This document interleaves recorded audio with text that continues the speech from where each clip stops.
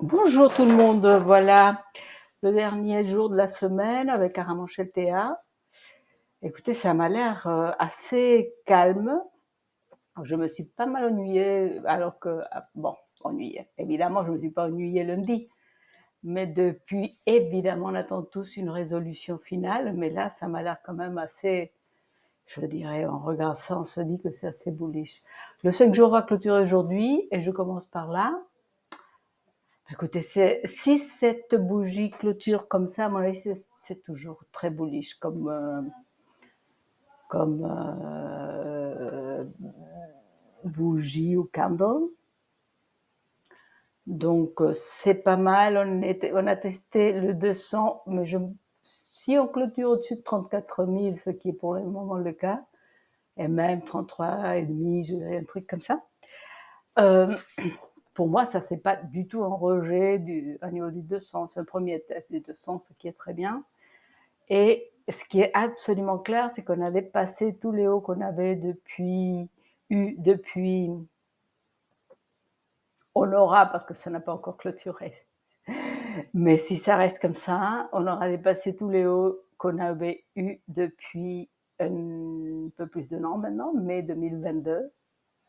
Donc c'est vraiment, vraiment, si on était à peu près convaincu que c'était le plus bas de ce cycle, ce qui apparemment a l'air de se confirmer maintenant, ben, écoutez, c'est assez prometteur. C'est assez prometteur pour une continuation, au moins jusqu'à clôturer ce gap dont on a parlé cette semaine, la dernière fois, je pense. Et parce que la volatilité est en hausse, parce que le stochastique est en hausse, parce que le RSI est très bullish encore. Ici, je ne vois absolument rien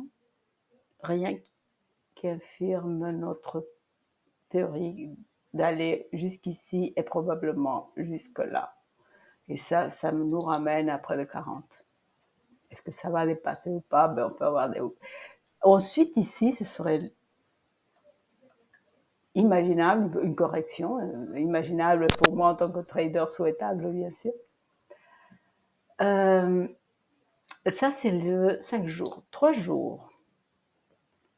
Est-ce que le 3 jours clôture aujourd'hui aussi? Écoutez, il n'y a rien de plus à dire que ce qu'on a dit sur le 5 jours. Donc, regardez-moi cette volatilité. On n'en avait pas eu une volatilité comme ça depuis longtemps quand même. Mars 23. Donc, elle vient d'une volatilité, comme on sait très bien, qui était très élevée. Le récit est vraiment intéressant. Donc, moi, je vois bien un mouvement ici. Éventuellement, une hausse rapide, ensuite une consolidation, ensuite on verra. Le jour, voilà, le jour.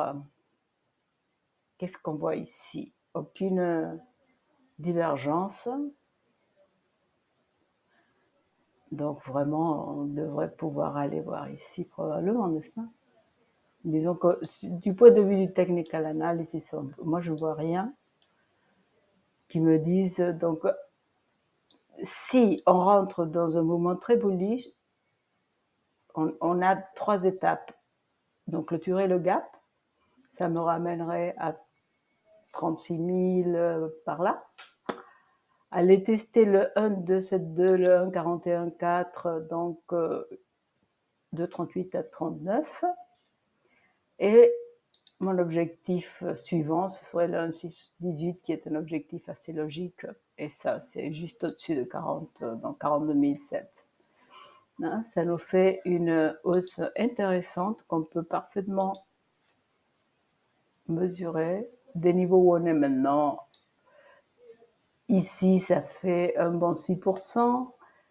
Ici, disons, au milieu, ça me ferait 11%. Et jusque-là, on serait à 25%, ce qui est très chouette. Voilà. Est-ce que, à niveau des courts termes, laissez-moi voir, 12 heures, est-ce qu'on pourrait voir une petite divergence là? Ici, c'est clairement une baisse. Ici, eh ben, écoutez, pour l'instant, pas. ça a baissé en même temps. C'est moins flagrant, la baisse des prix par rapport à la baisse du RSI. Mais aussi, parfois, lorsqu'on veut vraiment voir ce qu'on peut faire, c'est changer. Au lieu d'avoir des bougies, avoir une courbe comme ceci. Où est-ce que ça se trouve? Ah ouais, bien sûr. Ici.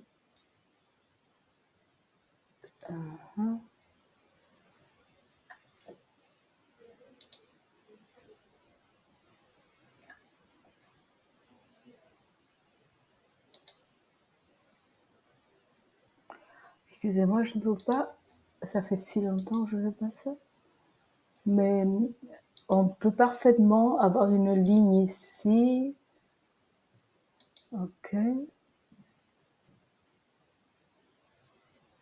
Caché. Non. Ok. Excusez-moi, on ne va pas perdre du temps avec ça. Mais si on a des doutes pour identifier, on le fait sur forme de courbe et on le voit clairement. Donc non, pas ici. Évidemment, si ça n'a pas de sens non plus, là encore. 4 heures. Donc le 4 heures un peu corrigé là, on avait eu ici, au début de la hausse, en début de semaine, c'était mardi, mercredi, on avait eu une petite divergence baissière qui a bien sûr joué, le prix a baissé jusqu'au 21. Et maintenant, on a l'amorce d'une divergence cachée haussière, donc ce qui est logique puisqu'on est en hausse. Donc à mon avis, c'est peut-être le moment où ça va repartir. Je ne le veux pas en rouge mais en vert évidemment. Et c'est 4 heures. Voilà. Et pareil, donc ici, comme ça on le voit bien. Ouais, comme ceci. Donc voilà, on est peut-être sur le point de repartir à la hausse si cette petite divergence joue. Donc on a consolidé avec la volatilité qui baissait, le stochastique qui a baissé, qui doit clôturer à 34 340 pour remonter. Donc ça peut se passer à midi, ça peut se passer ce soir.